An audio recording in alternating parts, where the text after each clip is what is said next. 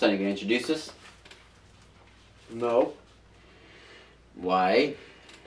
Because I don't want to. It's still about last week.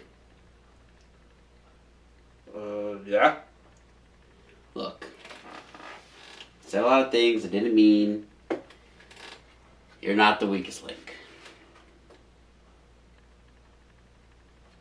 Yeah. Yeah, you're not the weakest link. I'm sorry. It's okay, man. Thanks. No problem. Anytime. You're welcome. So I guess that means you're the weakest link. That means I'm not the weakest link. You're the weakest link. You son of a...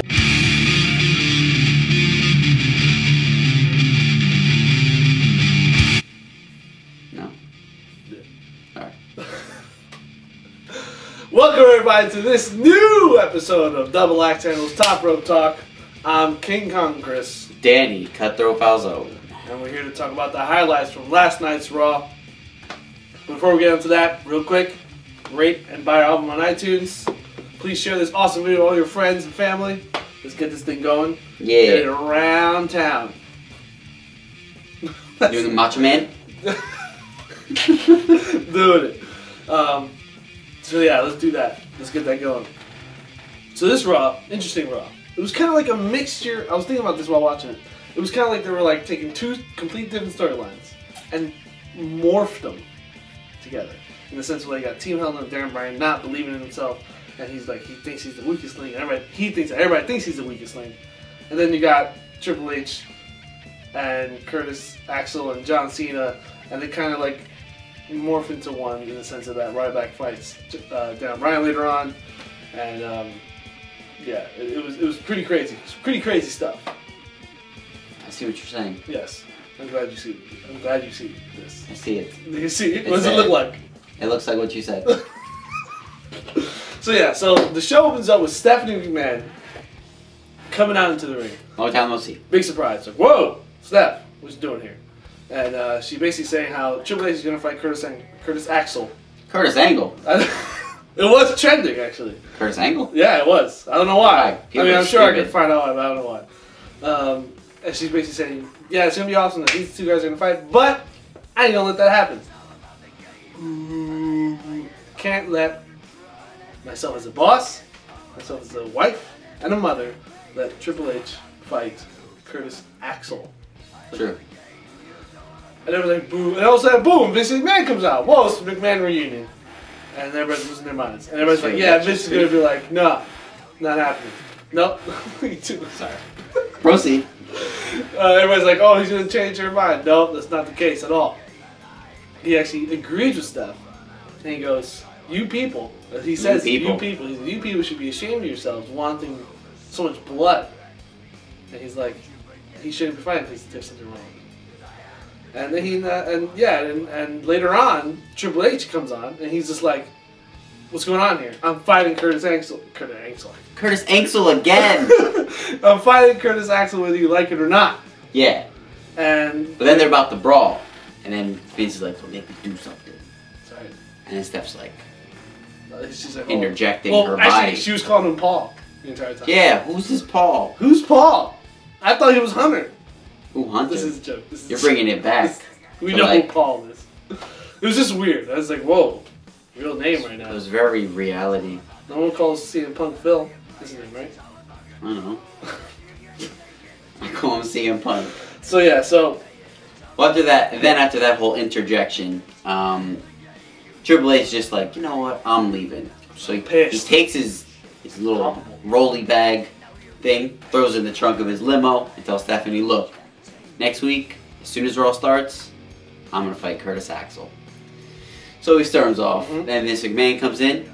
He comes in with Paul Heyman and Curtis Axel, and he's telling him, like, look, you got it, kid. You're going to be really good. You're not going to fight Triple H this week, nor are you going to fight him next week. Ooh. But you will fight John Cena. So crowd goes crazy. A no DQ match, which we looked forward to. Yes. Because Curtis Axel, main eventing, 3 weeks. 3 weeks. I did it weird. For 3 weeks, it's really 6 weeks. For 3 weeks in a row. That's right. Which is nice. Yes. So then here, I guess you would consider the segue into A lot of hand motion this week. Yeah. We got them. Might as well use them. And we discovered them. It only took 7 weeks to realize we have hands. So yeah, so the first match on Raw was The Shield versus Team Hell No and Randy Orton. Yes. Crazy match. Great way to start Raw, right? Shield owning Raw again. Yes. Daniel Bryan is just getting so many pops. Like, he's in control of this crowd. And The Shield's just putting on a phenomenal match. Yes. The Shield wins. Yes. And later you see Daniel Bryan so angry that he lost, right? He's so pissed. He's like, this is unbelievable. This is bull crap. And he basically tells Randy, like, you think I'm the weakest link. He doesn't care. No, you think I'm the weakest link. And, I'm going to have a fight. I'm going to have another fight tonight to prove to prove to myself, to you guys, that I am not the weakest link. Exactly. And Kane's all like, what are you doing? Are you retarded? He's like, no. And he runs away. Yeah. So then Daniel Bryan goes like a little walk to calm his emotions. Yeah. But then he kicks something over, and then he meets Ryback. Ooh. Ryback's like, said something. And then Daniel Bryan's like... Oh, he says about how he hurt Kofi at SmackDown. Oh, yeah. And how he had to, like, put him in surgery. Whatever. Ryback said something, how Daniel Bryan's the weakest link. And Daniel Bryan's like, I'm not the weakest link. You know what? Let's fight it out tonight. Mm-hmm. So that leads into their match, which was a great match, actually. It may be my favorite Ryback match. But it's just because Daniel Bryan is the man. Daniel Bryan led most of the match. The way the crowd was just losing their minds. He had them around his finger. There was a moment where Daniel Bryan had Ryback in the no lock. Yes. It looked like a riot.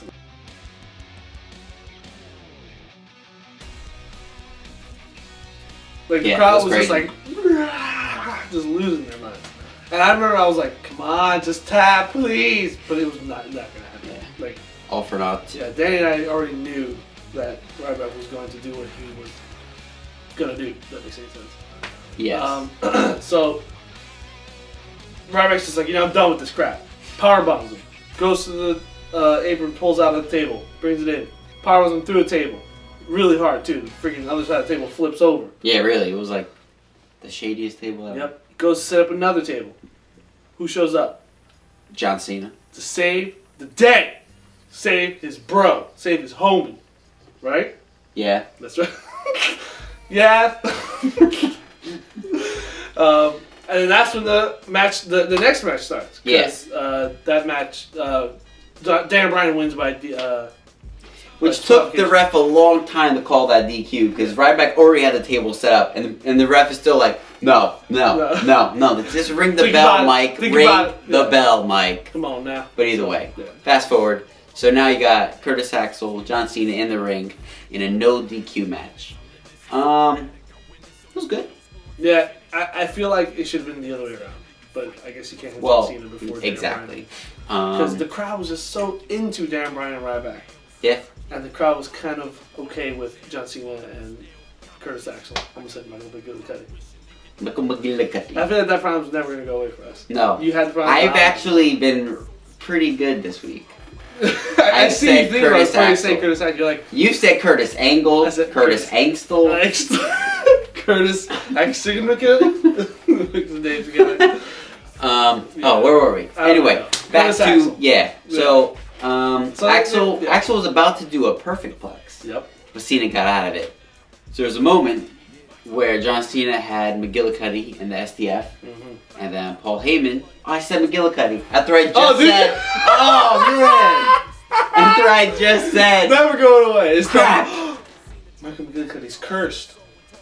It doesn't want us to forget. Never forget. Always remember. Never forget. Don't ever forget. John Cena has Curtis Axel in the STF. Yep. And Paul Heyman's like, crap, I can't let you lose right now.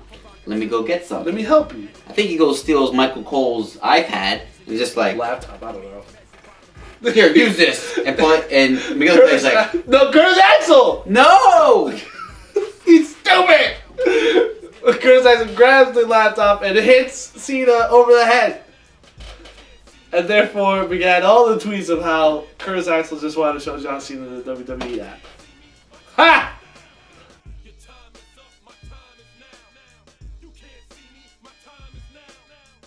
Are you ashamed? I'm so disappointed in myself. It's okay. I was so good for like 6 minutes. It's all downhill as soon as I acknowledge It's common. it. It's common.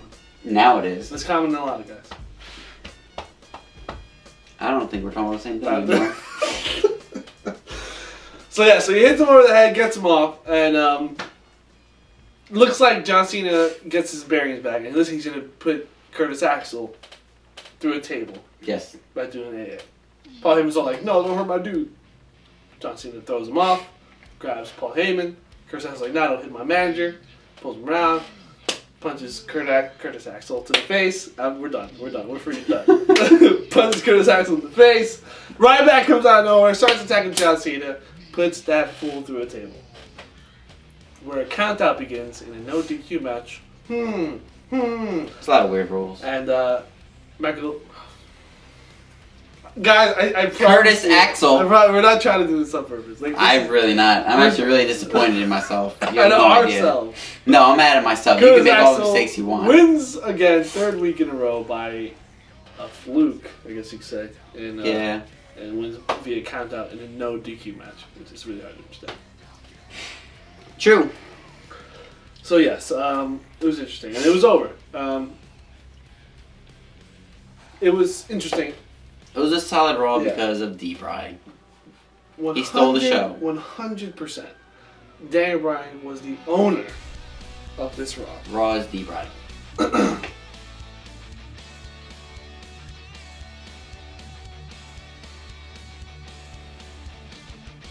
It was amazing. He needs a single titles again. He needs to just own everything.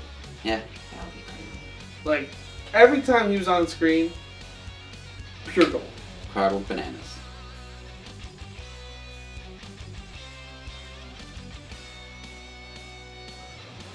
Perfect example of what I said earlier. Daniel Bryan versus Ryback match. Crowd was hectic. John Cena versus Curtis Axel. Crowd was mild. So yeah, it was interesting to watch. But yeah, Daniel Bryan, the best. Phenomenal. Best in the world. I see what you did there. You did? Before we end things, we want to answer a question that somebody tweeted to us. A friend of ours, actually. Yes. All WWE fans are friends of ours. Yes. He asked us a question, which all of you can do. If you want to ask a question, just hashtag TRT, and we will answer that question if it's a good question. Yes. And the question was...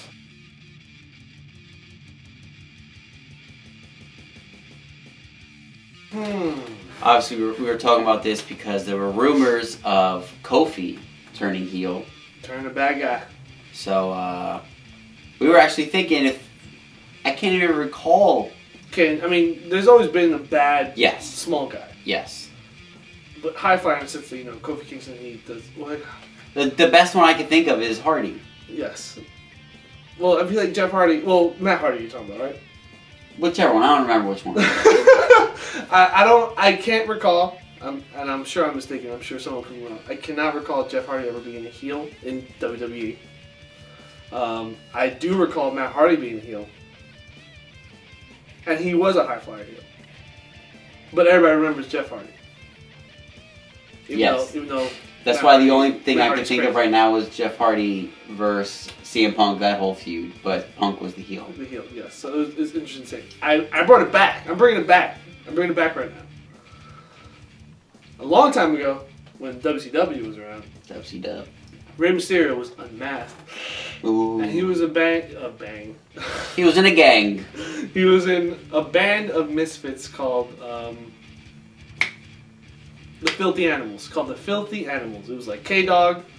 Ooh, K-Dog. Another Latino. Latino.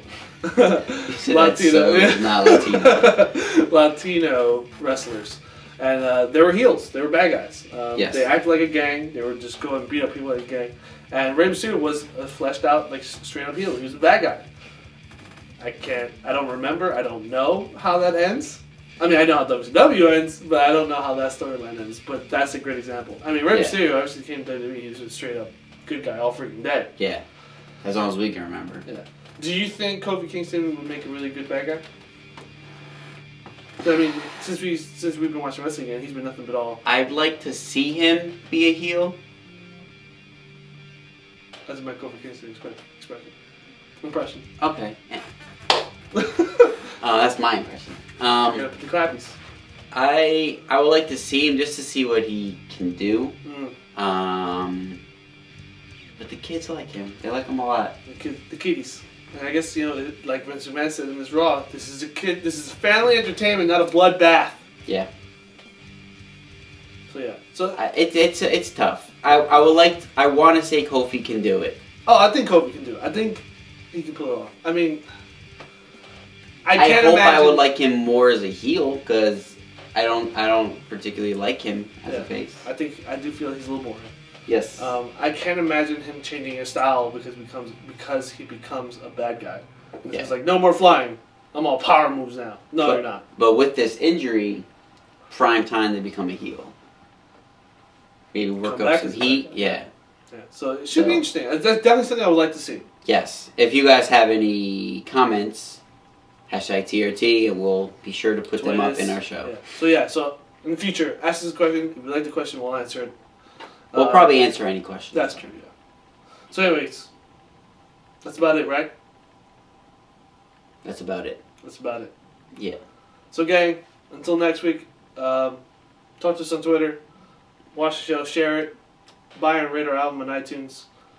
We love you so much. Say bye, Danny. Bye, Danny.